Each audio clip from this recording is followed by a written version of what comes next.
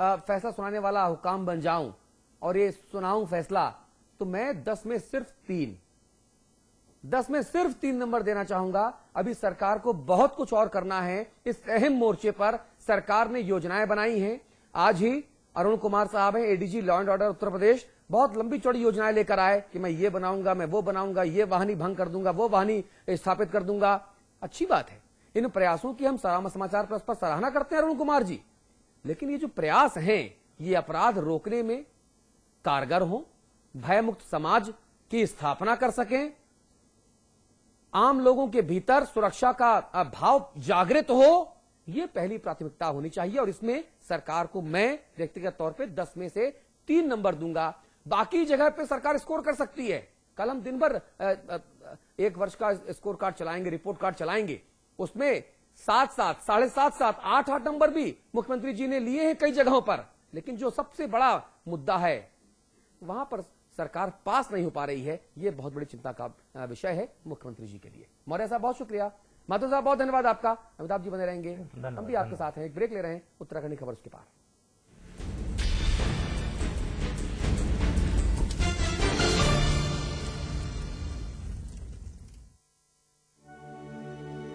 स्वाद बड़ी चीज है, स्वाद से बढ़कर कुछ नहीं। तुलसी सादा पान मसाला। बेहतरीन कंस्ट्रक्शन, कम price, luxurious facilities, excellent location और नेचर के पास। Shri Rajnigandha Greens Noida Extension, a quality product by Rajput Group of Companies. अपने मेहमानों को सादा पानी मत पिलाओ, जरा कैच पियोस तो मिलाओ। आम पन्ना, नींबू पानी, जलजीरा, वाटरमेलन, रोज और ऑरेंज जैसे मजेदार फ्लेवर्स में। स्वामी विवेकानंद की 150वीं जयंती पर कृष्णांचल स्पोर्ट्स एंड एजुकेशनल ट्रस्ट आयोजित कर रहा है रुड़की मैराथन 2013। एक दौड़ मां गंगा के लिए। इस मैराथन का मीडिया पार्टनर है समाचार प्लस। इसमें टेस्ट है, तंबाकू नहीं।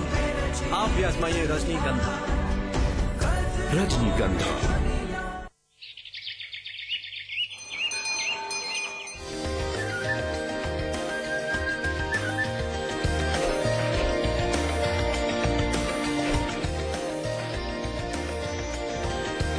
पेंटागन मॉल हरिद्वार उत्तराखंड का सबसे बड़ा मॉल और मल्टीप्लेक्स निर्माता सुपरटेक।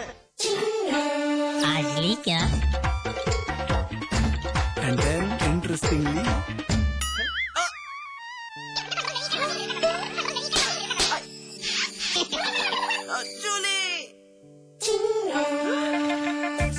Refreshing mini gun. आज ली क्या?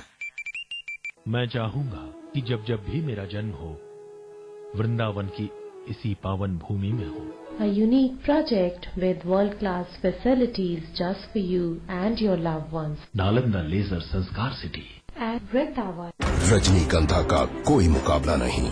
इसमें है बहुमूल्य प्राकृतिक रूप केवड़ा, पवित्र शीतल चंदन तेल, अव्वल दर्जे का गुणकारी कत्था, खास खुशबू वाली इलायची, उम्दा क्वालिटी वाली जायकेदार सुपारी। रजनीगंधा का कोई मुकाबला नहीं। हम रजनीगंधा खाने वाले हैरी गैरी चीजों को मुंह नहीं लगाते। इसमें तंबाकू बिल्कुल नहीं, इसीलिए तो मैं भी खाती हूँ।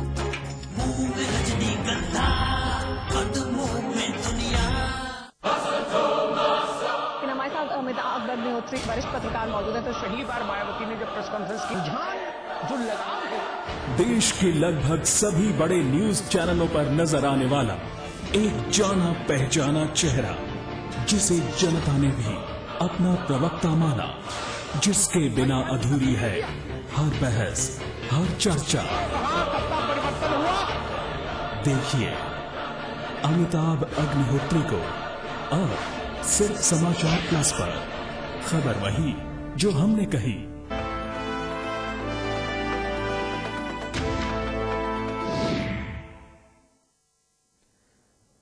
और अब बात उत्तराखंड की करेंगे, जहां विधानसभा के बजट सत्र की हंगामेदार शुरुआत हुई। कमोवेश जैसे लोकसभा के बजट सत्र की शुरुआत हुई थी, ठीक वैसे ही मुद्दे स्थानीय थे, लेकिन विपक्ष के तेवर तूफानी थे। सिडकुल 2 के नाम पर पहाड़ की जमीन भूमाफियाओं के हाथों में सौंपने का आरोप लगाते हुए विपक्षी विधायक गर्भगृह तक पहुंच गए। हालात इतने बदतर हो गए कि राज्यपाल का अभिभाषण भी पूरा नहीं हो पाया। इस मुद्दे पर बात करेंगे। अमिताभ अग्निहोत्री हमारे साथ हैं ही दिल्ली में, देहरादून आपको लेकर चलेंगे। किशोर उपाध्याय हमारे साथ होंगे, आप वरिष्ठ कांग्रेसी नेता हैं। सुरेश जोशी हमारे साथ होंगे, आप बीजेपी की नुमाइंदगी कर रहे हैं। हमारे साथ हमारे और आपके सबके प्रिय अविकल थपलियाल साहब होंगे, आप हमारे स्थानीय संपादक हैं। बहुत धन्यवाद आप सभी लोगों का। आप सबसे चर्चा करेंगे मजाक कर लेते हैं आप जी, बहुत बहुत अच्छी मजाक कर लेते हैं आप। नहीं मजाक नहीं है, ये हकीकत है अविकल भाई।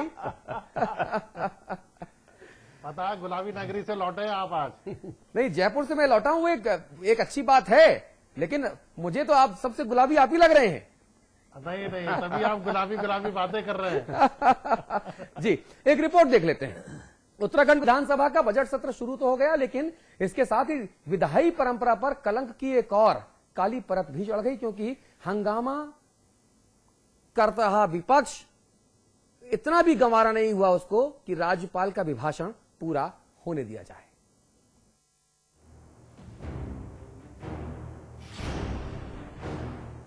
उत्तराखंड विधानसभा में मर्यादाओं के उल्लंघन की ये तस्वीरें उस वक्त देखने को मिली जब बजट सत्र के पहले दिन राज्यपाल ने सदन में अपना अभिभाषण पढ़ना शुरू किया। राज्यपाल के अभिभाषण के शुरू होते ही सदन में विपक्ष का हंगामा भी शुरू हो गया। विपक्ष ने सदन में न सिर्फ जोरदार हंगामा किया, बल्कि पर्चे लेकर वेल तक पहुंच गए। विपक्ष के इस जोरदार विरोध को देखते हुए राज्यपाल के अभिभाषण के पूरा होने से पहले ही आखिरकार सदन को स्थगित कर दिया गया। विपक्ष का आरोप है कि सरकार सिडकुल के नाम पर पहाड़ की जमीनों को भूमाफियाओं के हाथों में सौंप रही है। पहाड़ों की जमीन के खरीद फरोख्त के मामले में बीजेपी ने अब सीबीआई जांच की मांग की है। हमने महामहिम से कहा है कि ये प्रदेश लूट रहा है, ये प्रदेश बिक रहा है, यहाँ की भूमियां कौड़ियों के भाव जा रही है, यहाँ पर कोई जन कल्याणकारी सरकार नहीं चल रही है, यहाँ पर भूमि घोटालों में लिप्त सरकार चल रही है। तो जब तक इसकी जांच नहीं हो जाती है, इस अभिभाषण का कोई महत्व नहीं रह जाता है। विपक्ष भले ही अपने विरोध को दर्ज करने के लिए हंगामे को अपना हथियार बना रहा हो, लेकिन विपक्ष के इस रवैये पर विधानसभा अध्यक्ष गोविंद सिंह कुंजवाल ने कड़ा ऐतराज जताया है। तंत्र के लिए बहुत घातक है। बिना राज्यपाल के अभिभाषण को पढ़े हुए हम ये कह दें कि ये गलत है या इसमें कमियां हैं या सरकार इस तरह से गलत है, तो वो मैं समझता हूं उचित नहीं है। विपक्ष के इस हंगामे को लेकर विधानसभा अध्यक्ष के अलावा कैबिनेट मंत्री इंदिरा हृदयेश का भी मानना है कि विपक्ष को सदन में नियमों का पालन करना चाहिए। देखिए, उन्हें अपनी बात कहनी थी, उसके लिए उपयुक्त समय है। वो नोटिस देते और नोटिस पर अपनी बात कह सकते थे, सरकार उसका उत्तर देती। लेकिन शायद उन्होंने मन बना दिया था कि राज्यपाल के अभिभाषण का बहिष्कार कर हम अपनी नाराजगी जाहिर करेंगे, जो संसदीय दृष्टि से बहुत अच्छा नहीं है। सत्र के पहले दिन ही सदन में मर्यादाओं के भंग होने से साफ है कि विपक्ष सरकार को घेरने के लिए कोई भी मौका नहीं छोड़ना चाहती। लेकिन इन सबके बीच सत्र के पहले ही दिन जोरदार हंगामे के बाद सदन के स्थगित होने से जनता को एक बार फिर सत्र के नाम पर ठगे जाने का डर सता रहा है। राहुल सिंह शेखावत और पंकज पवार के साथ ब्यूरो रिपोर्ट, समाचार प्लस। चलिए चर्चा आगे बढ़ाते हैं। अविकल थपलियाल साहब के पास चलेंगे। अविकल जी, ये जो हंगामा है, ये हंगामा करना विपक्ष की आदत बन गई है या वाकई इसके पीछे कोई वजह है? अतुल जी, जब से ये राज्य बना हम लगातार विधानसभा सत्र की कार्रवाई देख रहे हैं, तो शुरुआत के अगर 1, 2, 3 साल तक लगता है ऐसा है कि अभिभाषण सुना गया है राज्यपाल का। लेकिन पिछले 9 साल से कोई मौका संभवतः ऐसा नहीं आया है कि राज्यपाल का अभिभाषण पूरा हो पाया हो। पिछली बार भी कांग्रेस की सरकार थी, मार्गरेट अलवा जब थी इसमें गवर्नर, तो कांग्रेस के सदस्यों ने काफी विरोध किया था और बड़ी नाराज भी हुई थी। एक ये परंपरा बन गई है कि विरोध के लिए विरोध करना है। इसका सबसे बड़ा डर जो मुझे लग रहा है वो यह है कि जो भी हमारे नए सदस्य आए हैं सदन के अंदर, वो कभी भी यहाँ के रीति नियम कानून नहीं सीख पाएंगे, और जो एक नियमावली है उसको हो सकता है उन्होंने उसकी स्टडी भी ना की हो। तो एक ऐसे हम अपने माननीय तैयार कर रहे हैं, अपने ही पैरों पे कुल्हाड़ी मार रहे हैं कि वो उन्हें अगर नियमों की जानकारी नहीं होगी तो कैसे वो सवाल उठाएंगे और कैसे वो जनता के मुद्दों को सदन के अंदर रख पाएंगे। ये एक सबसे बड़ा सवाल है। ठीक है, सुरेश जी से बात कर लेते हैं। सुरेश जी, ये बात देखिए, ये बात बहुत मौजूद है। कम से कम हम महामहिम राज्यपाल का अभिभाषण पूरा हो जाने देते हैं, उसके बाद हम देखिए सदन होता है इसीलिए कि हम वहां पर बहस मुबाहिसा करें, हम वहां पे सकारात्मक चर्चा करें। मीडिया में या चौक चौबारों में जो खबर है जो उसके अलग अलग एंगल्स के बारे में सकारात्मक का विचार विमर्श करें और फिर नीति नियम कायदे बनाएं। हम जब विचार विमर्श ही नहीं होने देंगे, हम हंगामा करते रहेंगे, ना हम बोलने देंगे, ना हम किसी की सुनेंगे, तो फिर काम कैसे चलेगा? नहीं, मैं आपको संज्ञान में ये लाना चाहता हूं कि जब विधानसभा की आज से विधानसभा चल रही थी बजट सत्र, हाँ, उसमें कल सर्वदलीय बैठक बुलाई गई थी।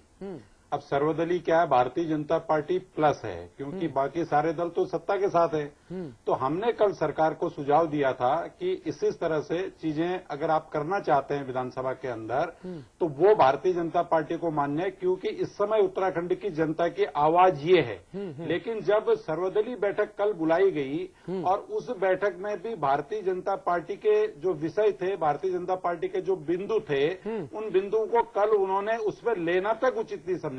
ये महामहिम राज्यपाल जी का अभिभाषण की ये प्रति है, और ये एक तरह से आप ये कह सकते हैं कि ये 1 वर्ष के झूठ का पुलिंदा है। जब 1 वर्ष के झूठ के पुलिंदे को अभिभाषण में लेकर के सदन के अंदर ले जाया जा सकता है, तो अमर्यादित तो परंपरा पहले ही शुरू हो गई। और जिस विषय को लेकर के हमने आज वहां पर को महामहिम के सामने जिसको हम प्रस्तुत कर रहे थे कि भाई आखिर जो है कि जब हम बार बार विषय को कह रहे हैं और उस विषय पे कोई सरकार बोलने को तैयार नहीं है, और मुख्यमंत्री जी के पास तो प्रतिपक्ष के नेता एक बार नहीं दर्जनों बार हुआ है, और हमारे वरिष्ठ नेताओं ने इस विषय को लेकर के बात की थी। और हमने तो कल भी जो है पूरे प्रदेश के अंदर हमारे प्रदेश अध्यक्ष जी ने धरने और प्रदर्शनों के लिए और जनता को जागरूक करने के लिए हमने कॉल दे दी है। इसलिए जो कि जो सरकार इतना अनुचित कार्य प्रदेश में कर रही है, उसको भारतीय जनता पार्टी या भारतीय जनता पार्टी के सदस्य जो प्रतिपक्ष की भूमिका में हम लोग हैं, क्या हमारी जो जवाबदेही है जनता के ऊपर, अगर हम उस जवाबदेही का भी निर्वहन नहीं करेंगे, तो आखिर उत्तराखंड की 1 करोड़ नहीं, आपकी बात, हम क्या जवाब देंगे? आपकी बात सही है, आपकी बात सही है, लेकिन जितने भी माननीय सदस्यगण हैं, उनकी जवाबदेही सदन के प्रति भी है कि सदन की कार्यवाही को सुचारू रूप से संवैधानिक तरीके से चलाया जाए और सकारात्मक पहलुओं पर विचार विमर्श करके नियम कायदे नीति बनाई जाएं जिनसे जनता का विकास हो। किशोर जी के पास चल रहा हूं मैं। आपकी बात से अतुल जी मैं सहमत हूं। हाँ। लेकिन मैं ये कहना चाहता हूं कि सदन को चलाना सरकार की जिम्मेदारी है। नहीं, दोनों की, साथ ही साथ दोनों की सत्ता की भी और विपक्ष की भी जिम्मेदारी है। भावनाओं की कद्र करते हुए नहीं, जोशी जी, सिर्फ सरकार की जिम्मेदारी नहीं है, सरकार और विपक्ष दोनों की जिम्मेदारी है कि दोनों लोकतांत्रिक मूल्यों को सशक्त करते हुए सदन को आगे बढ़ाएं। किशोर जी, दिक्कत कहां पर है? विपक्ष अगर कोई सवाल उठाता है, मुद्दे उठाता है, तो आप लोग उसको इनकॉर्पोरेट तो कर सकते हैं, उनको बोलने का सदन के भीतर तो मौका दिया जाना चाहिए ताकि हंगामा ना हो। जाना चाहिए। और मैं आपको बहुत धन्यवाद देता हूं कि आपने एक बहुत ही जीवंत मुद्दा जो है आज उठाया यहाँ पर। और मैं तो सुरेश जी परम विद्वान हैं, और इधर triple A Atul ji, Amitabh ji, Avikal ji, triple A के बीच में किशोर उपाध्याय फंसा हुआ है। और आपके आशीर्वाद से मैं 2 बार 10 साल तक विधानसभा का सदस्य भी रहा हूं। और मेरा जो अनुभव है, मैं आपसे ये निवेदन करना चाहता हूं इस मंच के माध्यम से। ये फंसे हुए नहीं है, दूसरों को फंसाते हैं ये नहीं, लच्छेदार बातों से, अपनी लच्छेदार बातों से। नहीं, बिल्कुल नहीं। तिवारी जी को बहुत फंसाया था, जी को भी फंसाया था इन्होंने। और सदन के अंदर सबसे ज्यादा हंगामे का रिकॉर्ड किशोर उपाध्याय जी के ऊपर है। नहीं, ये सवाल मैंने पूछा इसीलिए, इनसे सवाल मैंने पूछा इसीलिए, अविकल भाई, सवाल मैंने इनसे पूछा इसलिए कि ये जवाब क्या देते हैं, तब मैं काउंटर क्वेश्चन करूं, लेकिन आपने पत्ते पहले खोल दिए। नहीं अतुल जी, देखिए ऐसा है, उन्होंने ट्रिपल ए पे भी वार कर दिया। नहीं अतुल जी, ऐसा है, देखिए जो विधानसभा है जी, सबसे पहली बात तो ये है कि ये हमारा बड़ा दुर्भाग्य है कि हम जो कम से कम अवधि 1 साल में जितने दिन विधानसभा चलनी चाहिए, आज हम 13 साल के हो गए हैं, और 13 साल में किसी भी साल उतने दिन तक विधानसभा नहीं चली है। सबसे बड़ा दुख का विषय है। ठीक बात है। जहां तक राज्यपाल जी के अभिभाषण का सवाल है, राज्यपाल जी का अभिभाषण तब तक सदन की कार्रवाई नहीं बन सकता जब तक विधानसभा अध्यक्ष उसको जो है सदन के सामने प्रस्तुत नहीं करते हैं। और मेरे ख्याल से राज्यपाल जी जो है महामहिम, वो एक संवैधानिक संस्था हैं, संवैधानिक व्यक्ति हैं, और मेरे विचार से उनके अभिभाषण को तब चाहे वो जैसा भी है, वो सरकार का एक जो काम किए हैं उसके बारे में होता है तो उसको सुनना मेरे ख्याल से सबकी जिम्मेदारी बनती है। पहली बात तो ये। दूसरा जो है, हर बार हम सत्ता में हो, पहले 2002 से 2012 तक हम 2007 तक हम सत्ता में रहे, 2007 से लेकर के 2012 तक आप लोग सत्ता में रहे,